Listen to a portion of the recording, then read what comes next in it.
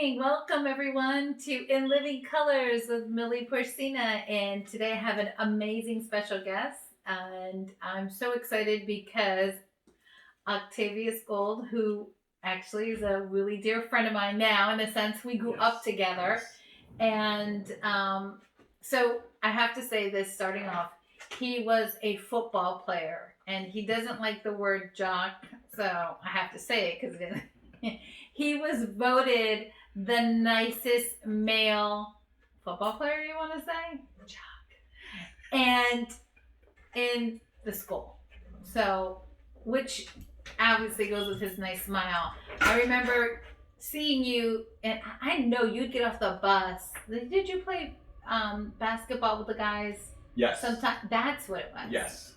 Yes. And then you would get up, and you would always say hi to me, and I was his glasses on, and I'd be like, "Hi, Octavius," and you were just so nice to everyone. Like, you didn't have to be because you were so cool. So, Thank you. So Octavius is an entrepreneur. Yes. CEO of GoldHawk Partners. Yes. Did I say that right? Yes, you did. Okay. Now, here's how we got back to where we are today. I go to Oklahoma and I visit my sister, where laying down, I'm doing work and she's on her Instagram. And she's swiping and then she stops and somebody's saying these inspirational words. And I turn and I'm like, who is that? I need him in my life. And she's like, girl, that's Octavius. I was like, what? And I'm like looking, I was like, Octavius? She's like, yeah. She's like, he's this big, inspirational person. That's what she said. You were just this big, inspirational person. I was like, well, what does he do? She's like, I don't know. He has his own company and everything. I'm like, doing what? So I'm like looking and watching. I was like, man, I need to talk to him. And she's like, well, you can't talk to him because, he's very respectful. Like, this sister talk, right? Right. So anyway, Right. Long story short, I was going through a business transaction, not transaction, but I guess a business change within my organization. And I really wanted to get help from someone who was not non-biased opinion and someone that could really center and focus into what I needed to grow within my organization without any emotion or attachment, and that could help me make decisions for the better of the business. So when we got to speaking, I was like, I need to work with you. I need your help. How fast can you and I get together? And here we are.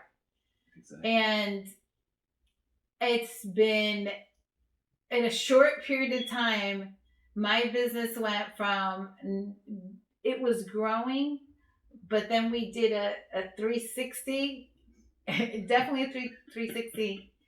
And the people that I partner up with within my business, we're so excited. We're so happy. Our business is about to explode. And had I not seen you on Instagram, that would not have happened. So thank you, first of all, for being here. Thank you for your time. I appreciate you so much. I wanted to have time to talk to you and just ask you some specific questions. Obviously, tell me, how did you get there? Because I know you were really into football. And I knew that was the career path that you were going to take. So just a quick story of how did you get from being a football player, I think you were in Florida? Yes, I actually started playing football at the University of Florida. Started playing as a freshman. Everything went great. Going into my sophomore year, projected to be a future NFL athlete. I was really excited. Well, the university recruited a guy, a little guy. Some of the people may know him. His name is Emmett Smith.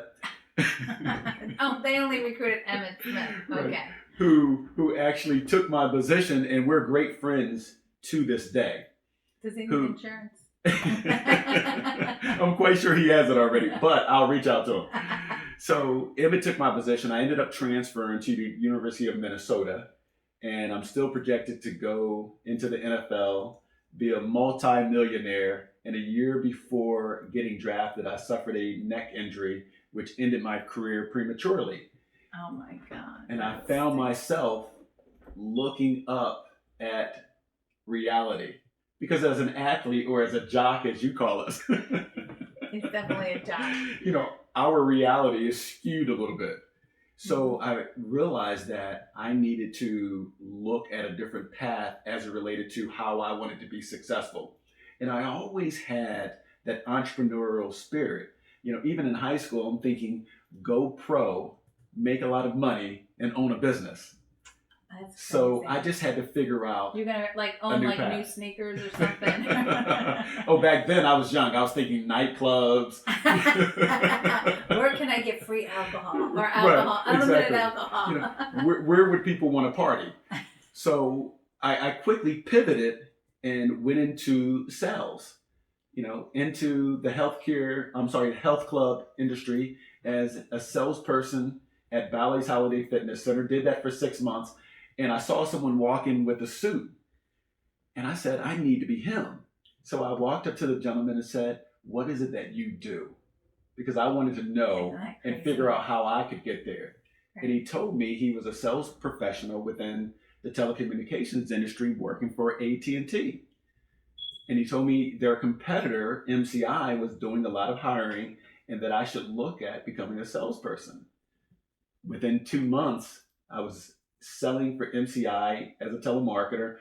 5 years later, after 5 promotions within the organization, I was managing 5 promotions in 5 years. In 5 years, you promoted every time. This reminds me of MCI because I had a headset on, calling businesses all over the country, getting hung up on, and within 5 years, 5 promotions later, I was managing 5 states, 60 sales representatives, and 5 managers.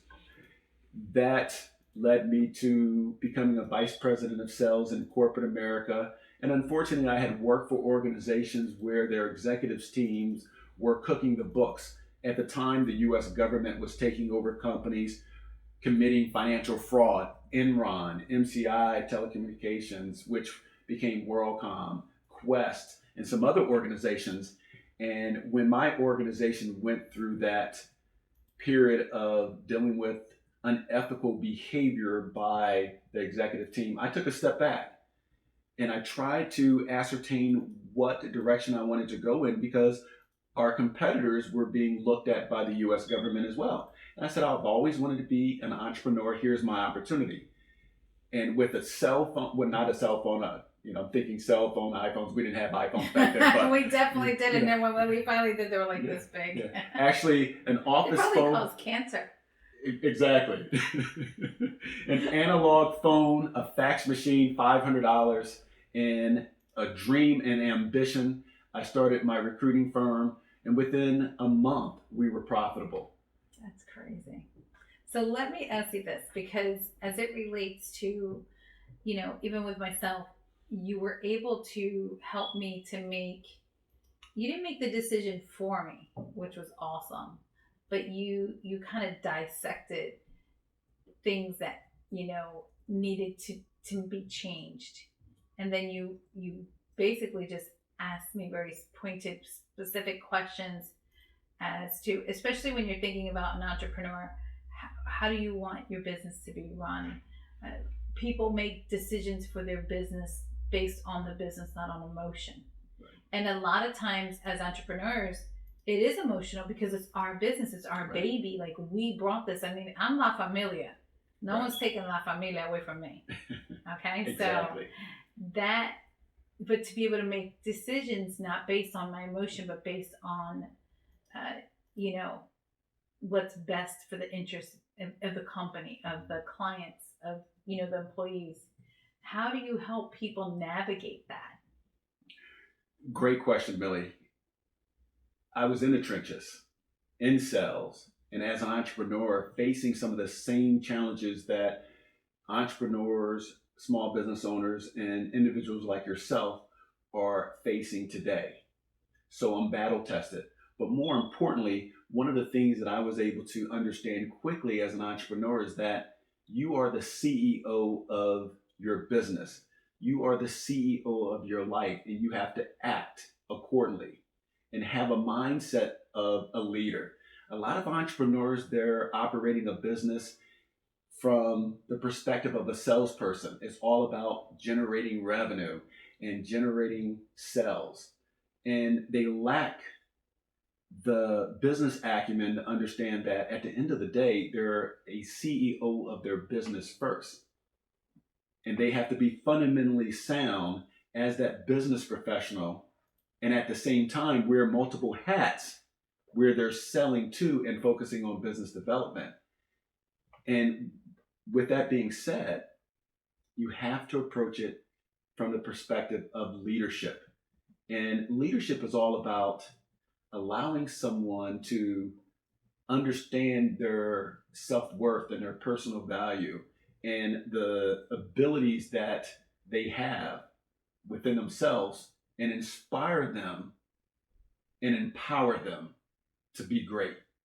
So all I did was ascertain what is it that makes Millie who she is, that boss that I told you needed to be.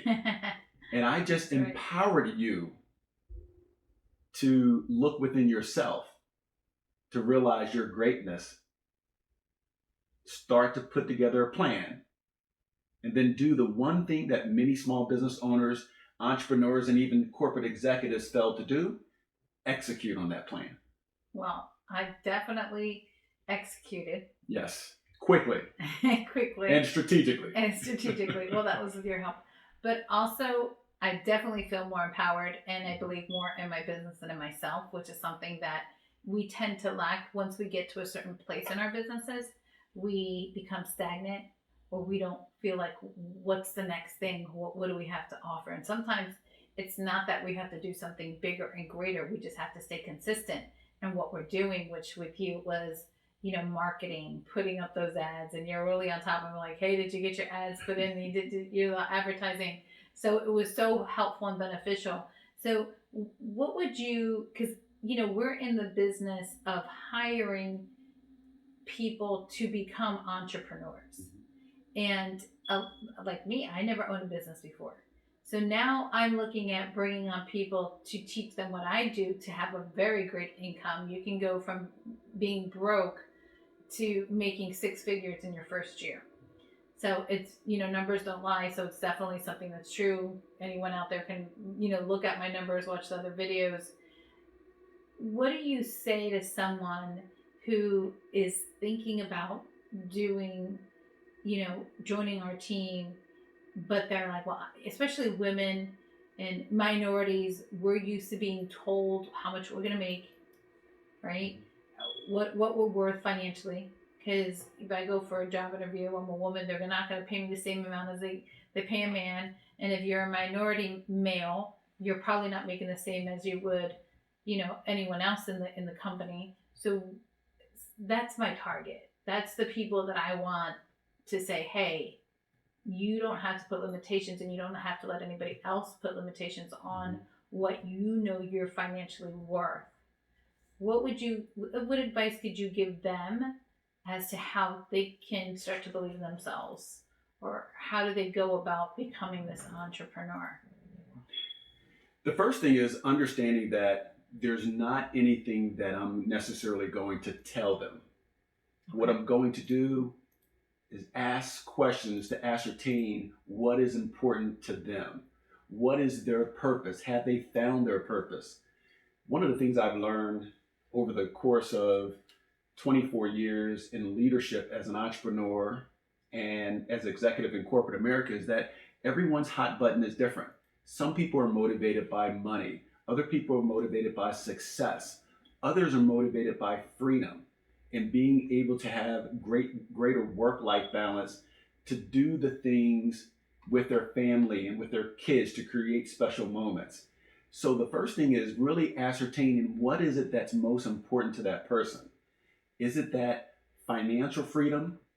Is it the freedom of having more time on their hands to spend time with their family? Is it the feeling of becoming a boss and accomplishing something on your own. What they say is, if you're not successful and you work for someone else, they'll gladly hire you to help them become successful.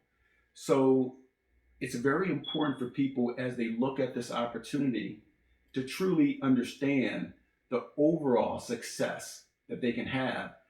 But as you all are selling the opportunity, you need to ascertain, what does success mean to them? How do they define success? And then paint a picture for them as it relates to how they can reach that level of achievement and level of success, whether it be a combination of financially, a combination of that freedom that they'll get to spend quality time with their family and do the things that they can't necessarily do if they're restricted to a time clock within a 9 to 5 environment, and bring that all together. So Millie, here's the type of income potential that you can have within the La Familia organization. And at the same time, we're going to afford you the chance to spend more time with your family, afford you the opportunity to control your own destiny, and create something that's all your own. And for a lot of people, especially minorities, to touch on that piece of your question, a lot of minorities, we all want to make money. That's just a given, right? We all want to make money. I'm thinking about how much money I can make by 5 o'clock, even as we're going through this podcast. But for minorities, it's also about generating a level of pride and prestige in what they're doing.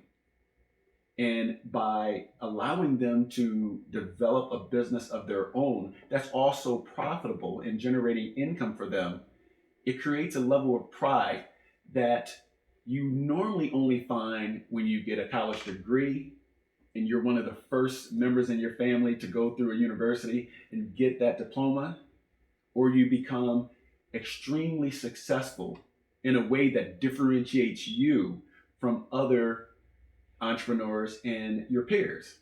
And being a business owner and creating something from scratch and reaching a level of success, that creates tremendous pride within any entrepreneur, whether they're a minority or not. That's so true. As you're saying that thing, I was thinking, when I started this, I didn't know what was going to go. I didn't even know how much I was going to make. And, what it's allowed me to do is have, the ability to be able to, like you were saying, spend time with my daughters. I have 3 daughters. The flexibility of being able to say, hey, well, today I'm going to work from Virginia. Exactly. I was in Virginia and I was working in Virginia. Exactly.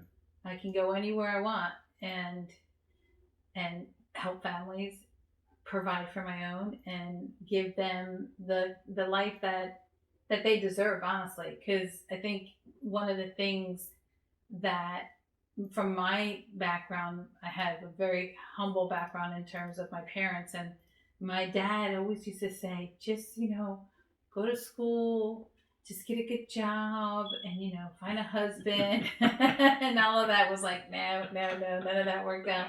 They would, they felt like that's all you needed to do. Right. Not today. Some people have to have 4 jobs just to be able to afford their car, their cell phone, like the expenses they have today.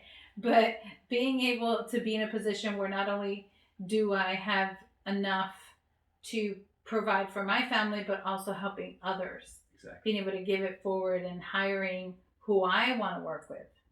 Because you can go into a job and you can not like your boss, you can not like the people you work with, but you have to shut up and take it. Being an entrepreneur allows you to be around the people you choose to be around. And I always say this, and I say this to my daughters, and they always laugh. Show me your friends and I'll show you your future. Love it. So when you think about that and who you surround yourself with, it was a no-brainer for me to hear you and be like, I need him. Give me his number. Like, that's the kind of intentionality you have to have when you want to do something for yourself. So I'm glad I did that. And just, it's been a blessing to me. I know we don't have a lot more time, but what parting words would you have for for anyone out there, take it and let them, what do you got for us? Well, the first thing I would say is I am very proud of you Oh, thank you. for multiple reasons. The first reason is you saw an opportunity to get better. And whether you're an athlete like Emmitt Smith, who's a Hall of Famer, or an entrepreneur like myself, it's all about getting better, understanding your weaknesses and your strengths, and making those weaknesses become something that is a strength that will make you a better person, a better business professional, and a better developer of others. Because being successful at the end of the day is not necessarily how successful you are, it's about, are you able to duplicate your success in others? You think about everything that you're doing. One of the things that a lot of people may not realize, women are becoming the fastest growing number of entrepreneurs in America. Oh, that's good to Yeah. know. And if you look back 5, 10 years in the past, the number of minority women and men who are becoming an entrepreneur has increased significantly. And there are so many different resources available to entrepreneurs, specifically minority entrepreneurs, whether you're a woman entrepreneur, you're considered a minority based on ethnicity, or other subsets of becoming a minority-owned business. There are so many resources available to people that they can take advantage of that will allow them to go on that journey with tremendous assistance, financial assistance, marketing assistance, healthcare assistance. So the one thing that anyone who's thinking about taking advantage of becoming an entrepreneur and a business owner should do is conduct your research prior to developing your business and ascertain what are the various organizations that you can take advantage of to help you along the way. And then the second thing you need to do is have a plan. I always say people don't plan to fail, they fail to plan. Develop a business plan that will become a roadmap to success. Then thirdly, hire the right people. Surround yourself with people who have what I call PMA. See, I was diagnosed with PMA. I think I've mentioned that to you. Positive mental attitude. Because you want to create an environment and a culture that's conducive to success.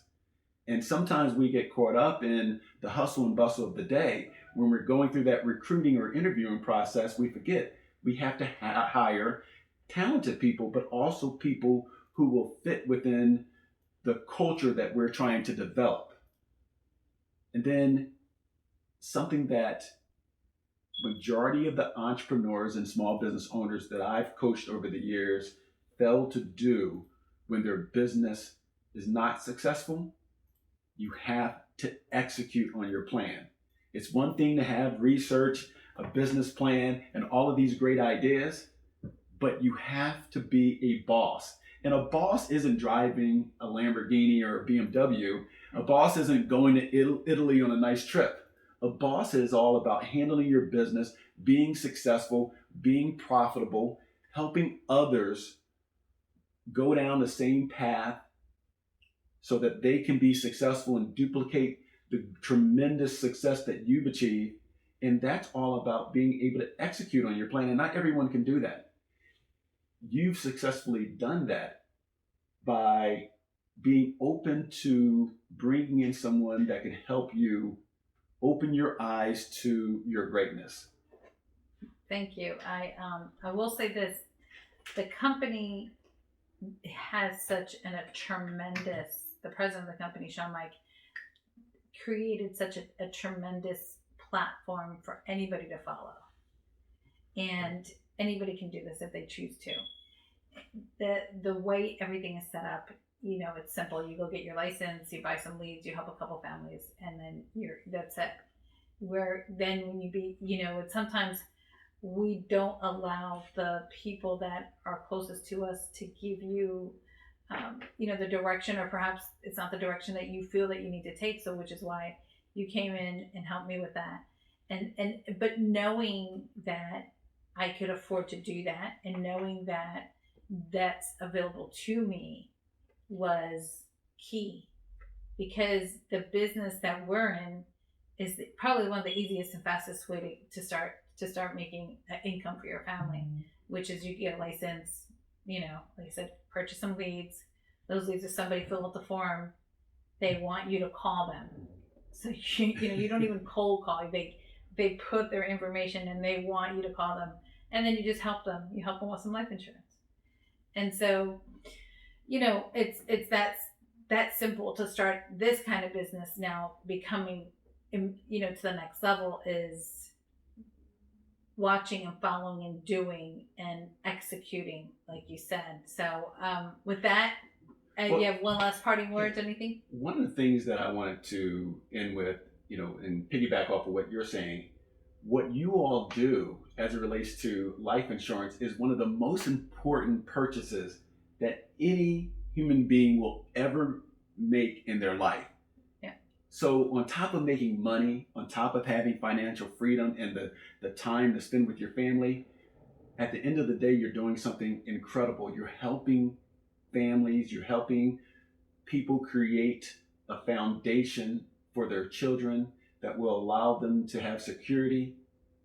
That's a tremendous value that's more important than anything else you can think about. We're recession proof. Exactly. Because I'm sad to say, but people die. Exactly. Unfortunately. I know. I'm laughing now about that. But anyway, it was great having you on. Thank you, Octavius Gould from GoldHawk Partners. And I was going to say Entrepreneurs Partners. Reach out to us and have an awesome, awesome day. And Carpe diem. Carpe diem.